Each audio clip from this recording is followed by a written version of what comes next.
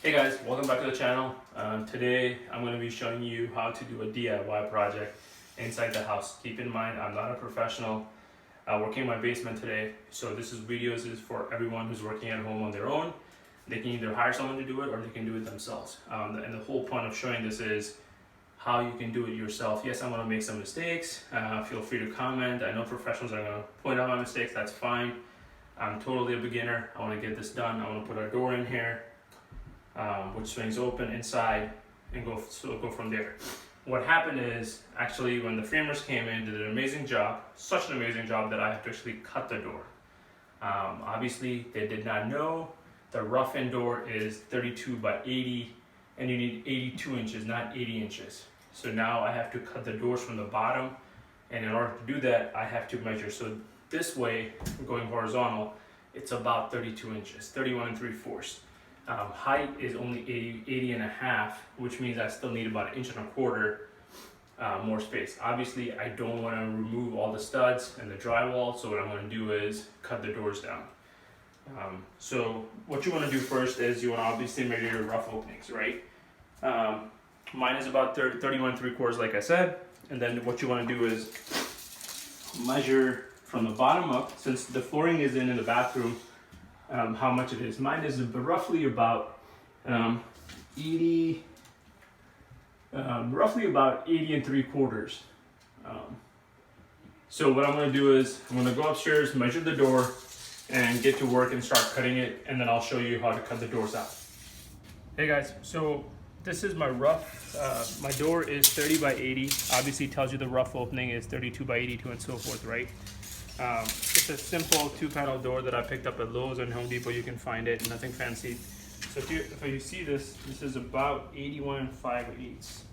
So what I want to do is I want to cut it down to 80 5/8 in here, which I have. You can see initially I did the marking to 81 34, 80 3/4, and I want to do it to 80 5/8. But keep in mind, when you're cutting about an inch off of here, you also want to cut the door inch off.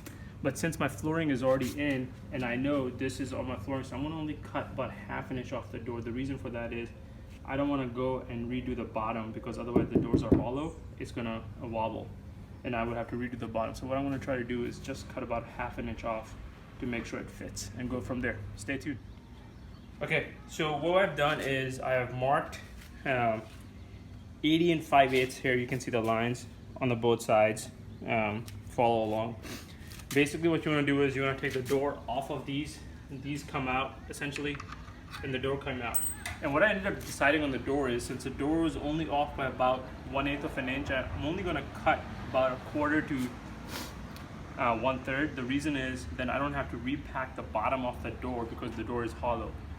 So we're going to do is, a lot of people use a miter saw compound and cut it. What I'm going to do is use a reciprocating saw to cut it out. It's up to you how you want to do it. For the doors, I'm going to try with this. A lot of people use circular saw. Again, this is a complete DIY project that you can do at home as a beginner, not as a professional. Sure, I'm going to make mistakes. I'm going to learn on the way as I go and ignore all the stuff around. Too much stuff is around. Stay tuned. Hey guys, so we were able to cut the door. We were able to cut the door hang and everything. I need to cut the door a little bit more, maybe another 1/4 inch or so.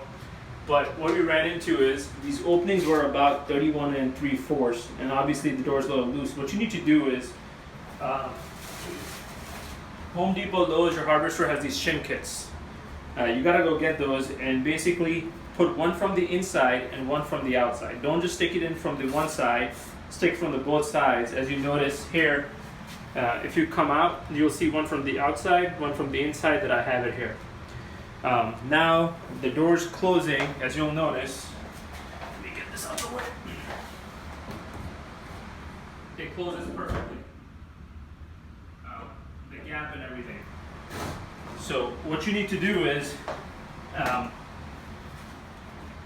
I ended up screwing 2 screws in here just to hold the top.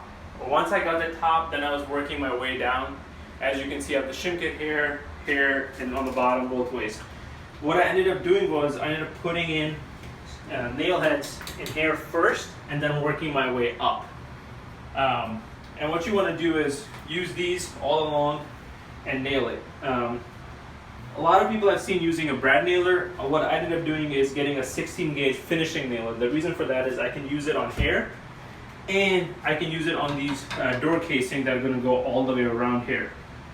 And it's good enough to hold it. What I would recommend is put 3 to 4 down nails, 3 to 4, and at least 3 nails in here. So what I'm going to do now is I'm going to turn the video off because I don't want to do it when I'm shooting the nails. Put 1, 2, 3 nails in, or 4 nails in here at least, and take these screws off. Once I take those off, I'm going to take the door upstairs and I'm going to cut another about 1/4 inch off the door, and then I'll share the finished product with you guys.